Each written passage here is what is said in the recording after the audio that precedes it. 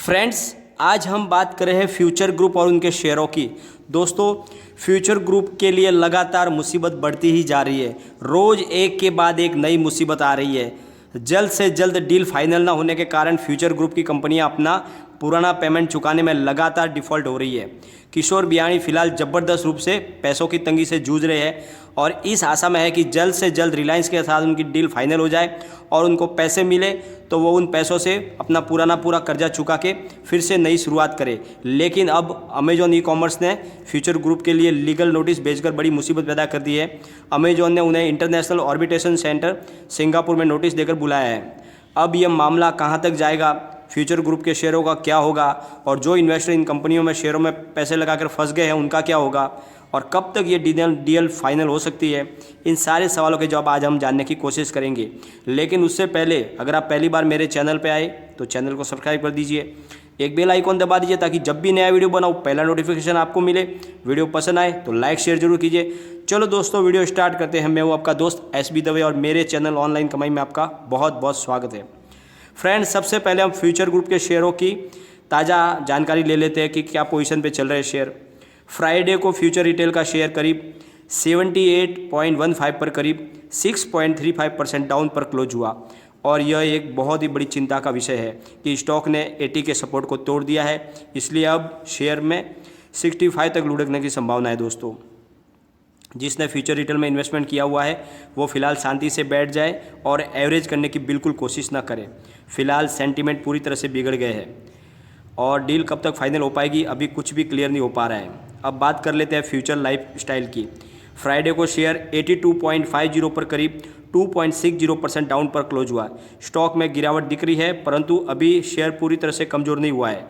अगर कोई अच्छी न्यूज आती है तो शेयर में अपर सर्किट लग सकता है। अब बात करते हैं फ्यूचर इंटरप्राइजेस की। शेयर 10.65 पर करीब 4.91% डाउन पर क्लोज हुआ लोअर सर्किट पर और इसलिए इसमें ज़बरदस्त शेयर में इस लेवल पर अभी शेयर ज़्यादा कमज़ोर दिख रहा है। परंतु अगर 10 का सपोर्ट ये नहीं तोड़ता है तो ज़बरदस्त बाउंस बैक हो सकता है। लेकिन फ़िलहाल 10 का सपोर्ट अगर तोड़ दिया तो ये 8 तक भी जा सकता है। अब बात कर लेते हैं फ्यूचर कंज्यूमर की। फ्राइडे को शेयर 7.75 पर करीब 2.52% डाउन पर क्लोज हुआ परंतु अभी यह शेयर में ज़्यादा गिरावट नहीं दिख रही है और अगर पॉजिटिव न्यूज आई तो लगातार अपर सर्किट लगकर ये फिर से 10 तक जा सकता है। लेकिन फ़िलहाल कोई भी इस लेवल पर एवरेज ना करे। अब बात कर लेते हैं फ्यूचर सप्लाई चेन के शेयर की। स्टॉक 95 पर करीब 3.41% डाउन पर क्लोज हुआ। शेयर फिलहाल गिरावट की तरफ दिख रहा है लेकिन स्टॉक अगर 90 से नीचे नहीं जाता है तो बहुत ही ज़बरदस्त तरीके से बाउंस बैक भी कर सकता है। लेकिन 90 के नीचे अगर जाने पर शेयर में बड़ी गिरावट आ सकती है। तो इस तरह से हमने जो देख लिया है कि फ्यूचर ग्रुप के सारे शेयरों में ज़बरदस्त गिरावट है और आम इन्वेस्टर को बहुत ही भयंकर लॉस हुआ है।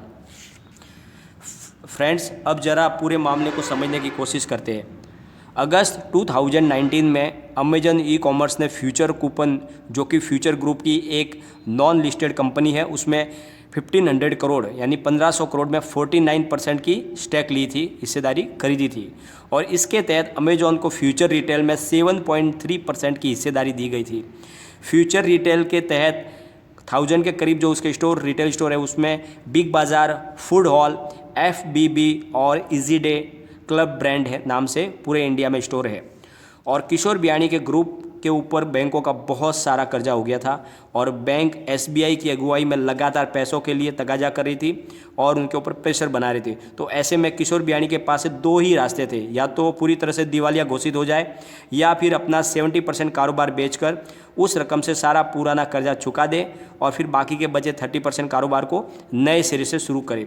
तो इसी के तहत किशोर बियाणी ने 24,713 यानी 24,713 करोड़ में फ्यूचर ग्रुप का रिटेल, होलसेल और लॉजिस्टिक का कारोबार रिलायंस रिटेल को बेच दिया। अब प्रॉब्लम यहाँ खड़ी हो रही है दोस्तों कि फ्यूचर रिटेल में अमेजॉन की भी 7.3% की हिस्सेदारी है और उनका कहना है कि हमारी परमिशन के बिना ही डील फाइनल की गई है, जो सरासर गलत है और उन्होंने इस डील के खिलाफ ऑर्बिट्रेशन में जाते हुए उन्हें लीगल नोटिस भेज दिया है। दोस्तों, हकीकत में यह जो प्रॉब्लम है वो दो बड़े ग्रुप के यानी अमेजन ई कॉमर्स और रिलायंस रिटेल के बीच की वर्चस्व की लड़ाई है, जिसमें फ्यूचर ग्रुप फंस गया है, क्योंकि इस डील के बाद रिलायंस रिटेल इंडिया की सबसे बड़ी रिटेल चेन बन जाएगी और अमेजन यह बिल्कुल नहीं चाहता।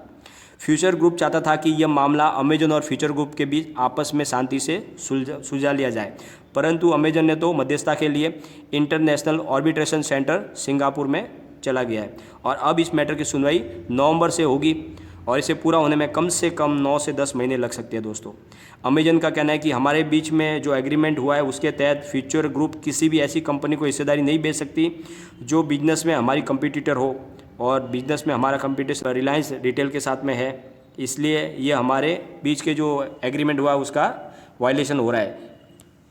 लेकिन फ्यूचर ग्रुप ने भी इस लीगल नोटिस का जवाब देते हुए कहा है कि हमने किसी भी एग्रीमेंट का वायलेशन नहीं किया है, हमने सब कुछ नियमों के तहत ही किया है, हमने कंपनी की कोई भी हिस्सेदारी नहीं बेची है, परंतु सिर्फ कंपनी के एसेट्स बेचे हैं। लेकिन सवाल यह है कि एसेट बेचने के लिए भी सभी शेयर होल्डर की परमिशन होनी चाहिए, इसलिए इस मुद्दे पर अमेजन फ्यूचर ग्रुप को घेर सकता है कि हमारी रजामंदी के बिना यह डील कैसे कर ली। परंतु दोस्तों, इसका रास्ता तो निकल आएगा, लेकिन इन सब झमेलों की वजह से डील में देरी हो सकती है और इसका सब गलत इफेक्ट फ्यूचर ग्रुप के शेयरों पर पड़ सकता है, जिसमें लगातार गिरावट हो रही है, और जितनी डील में देरी होगी उतनी ही फ्यूचर ग्रुप के शेयरों में और गिरावट होगी। और ये सारा का सारा जो मुसीबत है ये किशोर बियाणी के साथ में जो लोग भोली भाली जनता आम इन्वेस्टर ने जिसमें विश्वास के साथ फ्यूचर ग्रुप के शेयरों में इन्वेस्टमेंट किया था कि उन्हें अच्छा खासा मुनाफा मिलेगा, उनकी भी मुसीबत बढ़ गई है, उनकी पूंजी लगातार घट रही है। जो शेयरों के भाव डील के समय थे उसके आधे शेयर की कीमत हो गई है अभी, और पता नहीं और कितनी गिरावट होगी, और इसी टेंशन में लोग आम इन्वेस्टर समझ नहीं पा रहे कि क्या करें। लेकिन मेरी उनसे एक ही राय है कि आप इस लेवल पर अब कुछ भी ना करें, ना आपको एग्जिट होना है, ना ही उसमें नई एंट्री लेनी है, कोई एवरेज नहीं करना है। फिलहाल जो सेंटीमेंट है वो पूरी तरह से बिगड़े हुए हैं और आपको सिर्फ ऊपर वाले पे भरोसा रखना है।